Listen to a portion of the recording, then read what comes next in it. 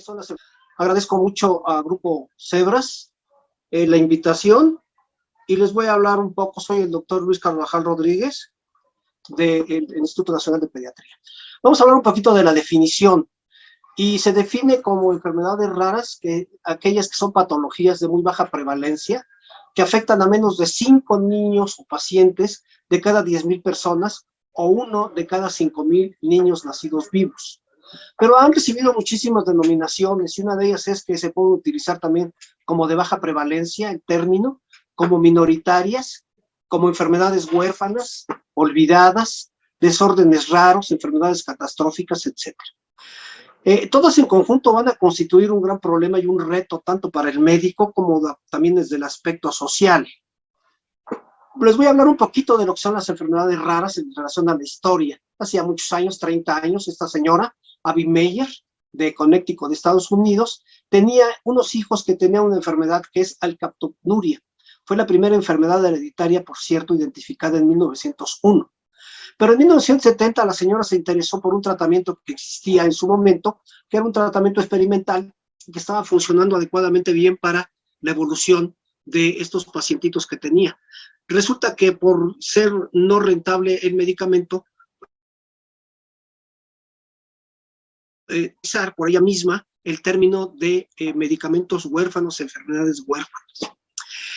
Posteriormente, esta misma persona se puso en contacto en Estados Unidos con la FDA y en 1983 se aprobó lo que era la Ley de Medicamentos Huérfanos. Se creó la Organización Nacional de Enfermedades Raras, por sus siglas en inglés NORD, y al mismo tiempo en Europa, no queriéndose quedar atrás, se fundó la Organización Europea y se le llama Eurodis, de tal manera de que son las dos entidades más importantes en el mundo para el cobijo y el manejo de estas enfermedades raras. En lo que es el mundo o las gentes de primer mundo, la población de primer mundo, se iniciaron organizaciones nacionales para representar a estos enfermos y se utilizaron específicamente para cada una de estas enfermedades raras que se conocen. Existen hasta la fecha programas mundiales para apoyar la investigación de las enfermedades raras. Y hay muchos inversores que apoyan el desarrollo de medicamentos, dispositivos que son viables económicamente también, de tal manera de que tanto medicamentos como dispositivos se utilizan actualmente para el manejo, para el apoyo de estas enfermedades raras. Sin embargo, la otra cara de la moneda que se presenta hasta la actualidad es que la gran mayoría de los líderes mundiales, los que toman las decisiones internacionales, desconocen muchas veces que es una enfermedad rara. Entonces, también la inversión para el desarrollo de fármacos aún sigue siendo muy pobre en el siglo XXI y existen restricciones económicas mundiales para los departamentos de salud, para los ministerios de salud, llámese Estados Unidos, llámese México, llámese algunos otros lugares. En 2008 se creó el Día Internacional de las Enfermedades Raras por este tipo de agrupaciones y se utilizó el último día de febrero, que ya ven ustedes que tenemos años bisiestos, cuando tiene 29 días es el día más raro del año y por eso se manejó de esa manera. En 2012 se aprobó en Estados Unidos la Ley de Seguridad e Innovación por la FDA y se dio pues un total apoyo también a este grupo de enfermedades raras. Y estas dos entidades que les acabo de nombrar han creado comunidades virtuales específicas de cada enfermedad para comunicarse mundialmente los pacientes y las organizaciones de las mismas. Institutos Nacionales de Salud y la FDA están celebrando anualmente este tipo de reuniones de tal suerte que le han dado muchísima importancia al respecto. El Reino Unido pues no se quiere quedar atrás y entonces hay un grupo que es el grupo para el manejo, para la alianza genética del manejo de las enfermedades raras, publicó un planteamiento para una estrategia de enfermedades raras. Y entonces estas dos entidades, Eurodis y NORD, anualmente están promoviendo junto con la Asociación de Información sobre Medicamentos, que por sus siglas en inglés se conoce como DIA, todas estas entidades juntas están prácticamente en simbiosis para manejar este tipo de enfermedades. Pero a partir del 5 de 2005, la Conferencia Internacional sobre Enfermedades Raras y Medicamentos Huérfanos, lo que es la ICORS, celebró en Estocolmo su primera reunión y lo sigue celebrando hasta la fecha. En 2010 se conformó el Consorcio Internacional de Enfermedades Raras, agencias reguladoras, investigadores, representantes de pacientes, industria farmacéutica y profesional. En 2011 se creó la Federación Mexicana para Enfermedades Raras. En 2013, la Asociación Mexicana de Enfermedades Raras, y en 2012, solo 22% de las entidades, de las 32 entidades federativas, se conoce que cuentan con acreditación ante INSABI. De tal manera de que ustedes ven, a pesar de que somos un país federado, que no se lleva a cabo adecuadamente este tipo de situaciones y se presenta esta problemática de forma muy importante. Vean ustedes ahí, hace varios años, ya en 2012, Felipe Calderón creó por decreto precisamente esto para poder manejar, para poder utilizar adecuadamente todo el gran peso del Estado, todos sus mecanismos, para que se le diera el gran apoyo a todo este grupo de las enfermedades raras. Ahí podemos ver exactamente lo que sucede con todos los medicamentos huérfanos y las indicaciones que se les daban a la Secretaría de Salud en su momento. Pero vamos a hablar un poquito, ya nada más, no nada más de la historia, sino vamos a hablar del presente, la numeralia, para que ustedes puedan ver qué es lo que está sucediendo en el mundo y en México.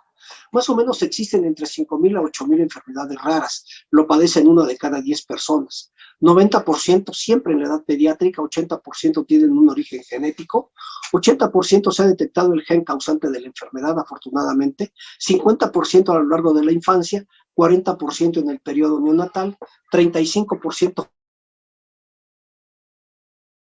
fallece, 30% después de los 5 años, porcentaje menor se presenta en la adultez, 10%, 7% en la población mundial, hay más o menos 350 millones de personas con la enfermedad. Nada más en Estados Unidos de Norteamérica se han contabilizado 25 millones, en Europa 35 millones, en Iberoamérica hay más o menos 42 millones, en México 6 millones, y oficialmente solo existen 20 enfermedades raras, ¿sí? En el Instituto Nacional de Pediatría, el 65%, fíjense, de las consultas corresponden a enfermedades raras. Todos los hospitales que tienen un gran volumen de pacientes, que manejan un gran volumen de pacientes, manejan un porcentaje muy alto de enfermedades raras, estas grandes globalizadoras de pacientes. En una encuesta que se realizó en el instituto, que realicé yo personalmente en 2021, se encontraron que había más de 150 aquí en México, que hay exclusivamente 20 tipos de enfermedades raras, hay más de 150 tipos de las mismas.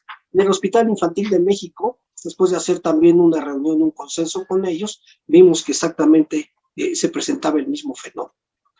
Veamos algunos datos más. Por ejemplo, el tiempo para su diagnóstico, 30 más o menos por ciento se presenta entre 5 y 10 años, 20% revisados por más de 10 médicos, que es lo que habitualmente vemos. Se andan, como se dice en el argot médico, peloteando a los pacientes. En el impacto a la salud, fíjense, el 80% o cursa con pluridiscapacidad, estos pacientitos, 50% presenta una morbimortalidad importante, y hay un impacto económico muy importante. Vean, 50% de los ingresos familiares son destinados para el manejo de estos pacientes, y en todos lados del mundo, más o menos el promedio, se está gastando el 7% del Producto Interno Bruto para el manejo de estas enfermedades raras, porque como no se les pone la atención adecuada, desgraciadamente andan pululando por los hospitales gastándose una cantidad enorme de dinero. Ahí tenemos el impacto social. Existen aproximadamente terapias aprobadas solo para 250 enfermedades raras. Vean, hay un porcentaje de discriminación, 75%, carentes de apoyo, 70%, no acceso a medicamentos, 50%, también 50% ignoran que están padeciendo una enfermedad rara, y promedio, 26.7%, perdón. Y con certificado de discapacidad, solamente el 7% de estos pacientes puede contar con un certificado de discapacidad para poder organizar su vida. En el impacto a la salud, nuevamente me dirijo. De todas las causas de retraso en el desarrollo neurológico que hay en el mundo, se estima que de 1 al 5% corresponden a errores innatos del metabolismo, y de estos, la gran mayoría está presentando este fenómeno. De acuerdo a lo que es la lista oficial de enfermedades raras, existen 66 enfermedades descritas con 65 subtipos, 99 genotipos registrados en OMIN, 81 proteínas descritas, 57 genes involucrados y solo 12 con tratamientos específicos. Se hizo un simposio internacional en 2018 y se llegó a estas conclusiones. Todo este grupo de enfermedades afectan de manera grupal más o menos de 1 al 50% o 1 en 250,000 recién nacidos vivos. Son la causa más común de enfermedades neurodegenerativas en pacientes pediátricos, a lo que se le llama una condición de vida incurable. 43% de las enfermedades lisosomales van a involucrar al sistema nervioso central y más del 70% tendrían síntomas agudos en algún momento que requieren tratamiento de urgencia, que muchas veces llegan a los hospitales, van a los servicios de urgencias, terapia intensiva, etcétera, y no saben específicamente qué tienen y empiezan a manejar al paciente y muchas veces se aumenta todavía más la mortalidad. En México, INEGI en 2000 a 2010 hizo un corte y reportó que existían más o menos 4,5 millones de personas con discapacidad. 58.5%, que daba más o menos esta cifra, 2,437,397, la tienen motora y casi 500,000 hay una discapacidad mental, que da un 85%. Y de estas, 230,000 son totalmente dependientes, estos pacientitos. El 9% corresponde a niños entre 0 a adolescentes y jóvenes de entre 15 a 29 años. De tal manera de que esto es muy deleterio, es un problema social, es un problema económico, es un problema médico muy importante que se presenta. Hace muchísimos años estas terapias para las enfermedades lisosomales, hablando específicamente de ellas, los tratamientos eran paliativos. Se ponían transfusiones para los niños con anemia, alimentaciones suplementarias, terapia farmacológica para controlar dolor, crisis convulsivas, insuficiencia cardíaca, renal, etc. Se hacía cirugía, se les quitaba el vaso, se les quitaban las amígdalas, había correcciones ortopédicas, etcétera, pero nada que curaban a los pacientes. Después se utilizó y se sigue utilizando trasplante de médula ósea, que desde los 80 se utiliza para mucopolisacaridosis tipo 1, es la indicación más precisa. ¿Cómo funciona? Se provee células sanas que produzcan proteínas para corregir el déficit enzimático de las células del huésped, ¿sí? No hay un efecto muy importante sobre el esqueleto, sobre la afección neurológica avanzada. Se deben de utilizar para que tengan un buen resultado antes de los 2 años de la vida y que no tengan muchas manifestaciones neurológicas o prácticamente ninguna. También se ha utilizado el trasplante de células troncales hematopoyéticas halogénicas de donador sano y o de cordón umbilical recientemente. También la función es poblar tejidos específicos por migración o trasplante al sistema nervioso central. Aquí sí van a mejorar la función neurocognitiva si el trasplante es temprano, atravesando la barrera hematoencefálica. Nosotros ya tenemos la experiencia en 2 pacientes gemelos que acabamos de hacer una publicación internacional y que les ha ido muy bien. Después se empezó a utilizar en algunos lugares del mundo ya muy recientemente la terapia de reemplazo enzimático. Empezamos por allá de hace unos 15 o 18 años y todavía en 2009 y recientemente hace 2 años se han implementado todo este grupo de terapias de reemplazo enzimático. Se utilizan enzimas humanas biológicamente activadas, sintetizadas mediante técnicas de DNA recombinante. Desgraciadamente no atraviesan la barrera hematoencefálica y se deben de aplicar durante toda la vida hasta este momento, ¿sí? ¿En cuáles son los pacientes que utilizamos? En la enfermedad de Gaucher no neuronopática, en la enfermedad de Fabry, en la enfermedad de Horner-Schei, MPS 1, en Hunter, en MPS 2 y en el síndrome de Marotolami, MPS 6. De tal manera de que ahí ya existen estos tratamientos y se han ido acumulando cada vez más para otro tipo de enfermedades, como para enfermedad tipo 4, que también se utiliza este tipo de tratamientos. Después se agregó la terapia de reducción de sustrato, son fármacos que inhiben la síntesis del macrófago y se va acumulando ahí, que permiten que la enzima alterada residual actúe en la biosíntesis y en el catabolismo de la molécula fetal. Atraviesan la barrera hematoencefálica, afortunadamente, y van lentamente previniendo el daño neurológico, si se utilizan tempranamente. ¿En dónde? En enfermedad de Gaucher y en enfermedad de Niemann-Pick y también en cistinosis, que es otra de las enfermedades por depósito lisosomal. Se han utilizado lo que se llama la terapia de chaperones farmacológicos, así es el término eufemístico. Son medicamentos de moléculas pequeñas, actúan en el retículo endoplásmico y se unen a la enzima mutante para ayudar a su plegamiento normal. Las enzimas están alteradas genéticamente, no están bien plegadas para poder funcionar adecuadamente, y la terapia con chaperones hace que se pueda hacer esta función normal. Y por último, la terapia génica. Y se dice que el aforismo para terapia génica es: toda enfermedad resultante de la alteración de un solo gen es técnicamente candidata a un tratamiento por transferencia génica. Función: transferencia de un gen en un tejido diana. ¿Cómo es el mecanismo de acción? Un gen codificado para una función específica, ayudado de una biblioteca de genes de los que se toman y se insertan en un plásmido para que este sea el vehículo que pueda introducirse al cuerpo, tal manera de que es la manera de actuar, mediante un virus o una bacteria. Si hay vectores virales, son retrovirus o adenovirus, vectores no virales, que son los liposomas, y que van directamente a la diana del receptor. Tal manera de que así es como aparecen enfermedades, desde luego es genética, pero también todo el grupo de especialidades que las manejen. Vamos a hablar un poquito más adelante: la rehabilitación física, el lenguaje, la psicología, y desde luego mejorar la calidad de vida desde el punto de vista de el médico, desde el punto de vista de la familia. Entonces son enfermedades hereditarias, sistémicas, crónicas y degenerativas. Ahí está el grupo de patologías que habitualmente en este instituto manejamos, los interconsultamos, están muy interesados en manejar con nosotros este grupo de enfermedades. ¿Qué sucede en México? Ven ustedes allá, INEGI hizo un corte, una población por edad y sexo en el 2020, y entonces lo que se vio es que en México se continúa presentando el fenómeno demográfico en cuanto a la pirámide poblacional, en donde podemos ver que persiste el grupo pediátrico, aunque en el transcurso del tiempo esta se ha ido transformando. Ahí podemos ver exactamente lo que ha ido pasando. Antiguamente, pues había mucho más grupo pediátrico, pero lentamente el país ha ido tomando el rumbo de que ya la mortalidad en el adulto grande, en el anciano, pues ya no es tan importante como antes.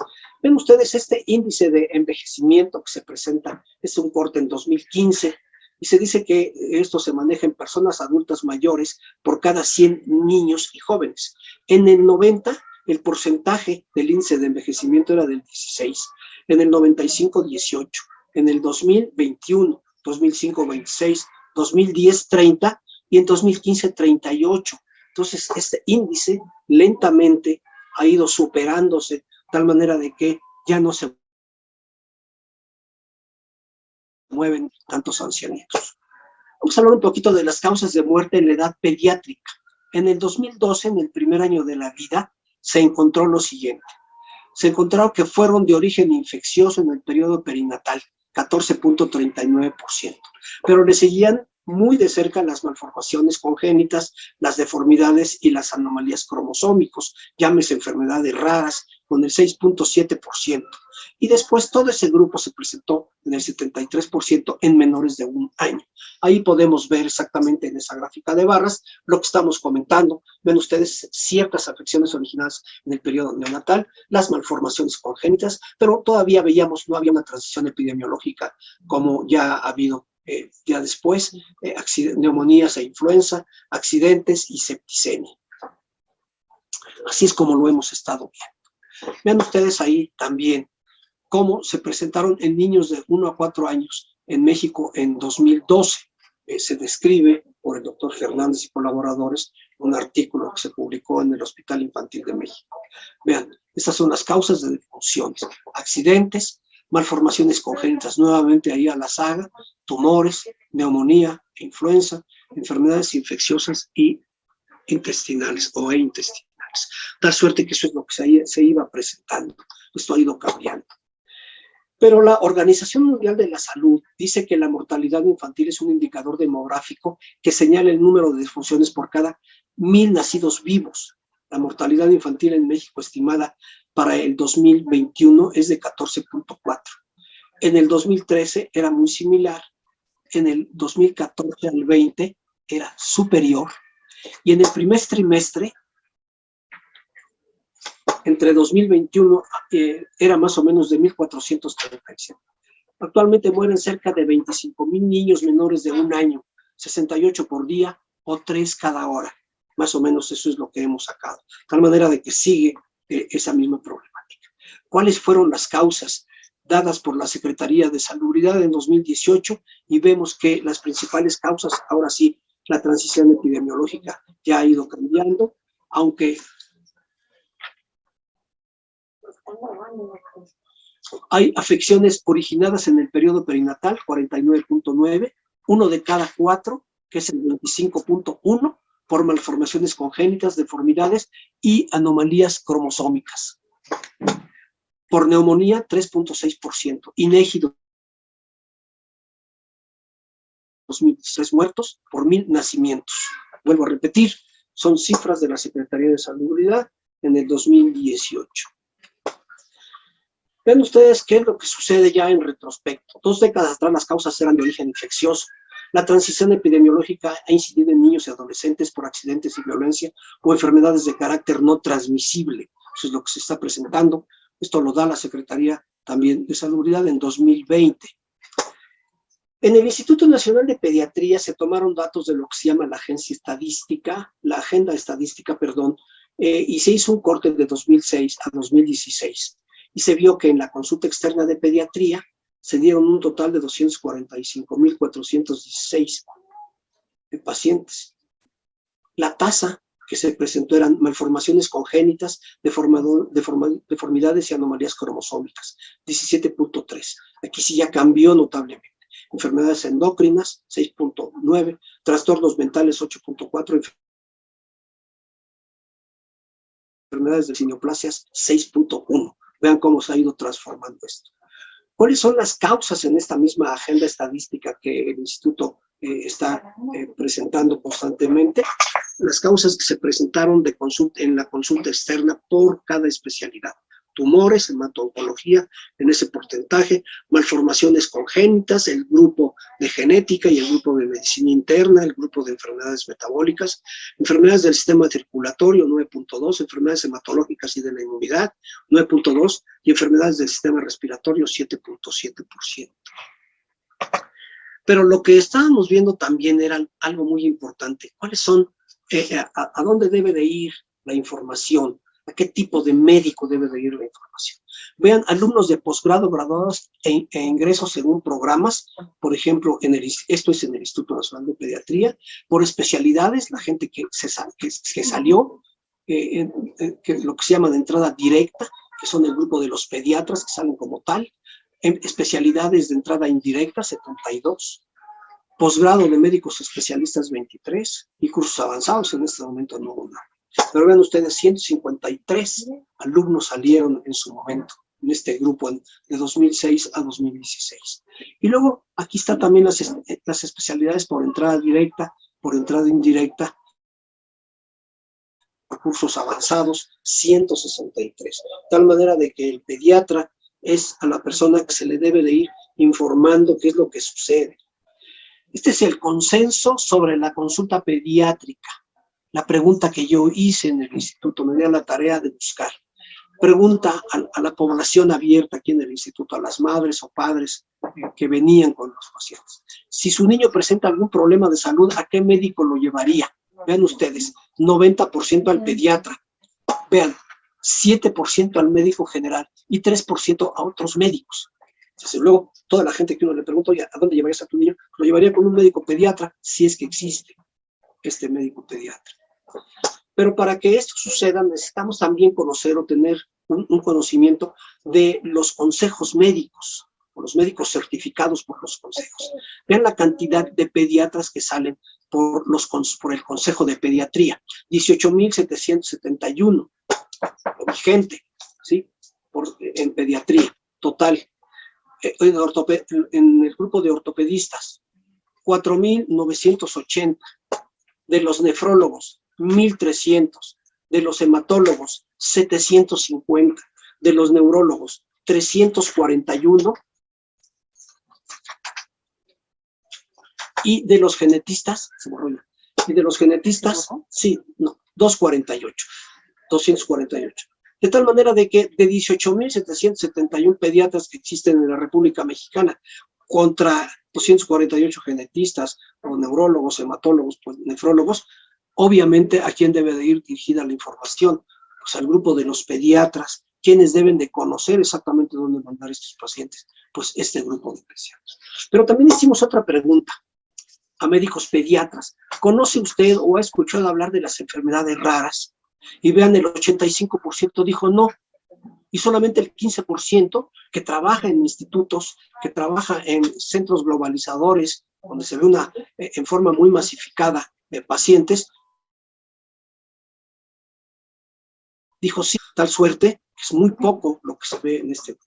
De tal manera de que, a pesar de todo lo que se ha hecho durante todo este tiempo en las enfermedades, ya necesitamos todavía seguir manejando este tipo de pacientes. Muchas gracias.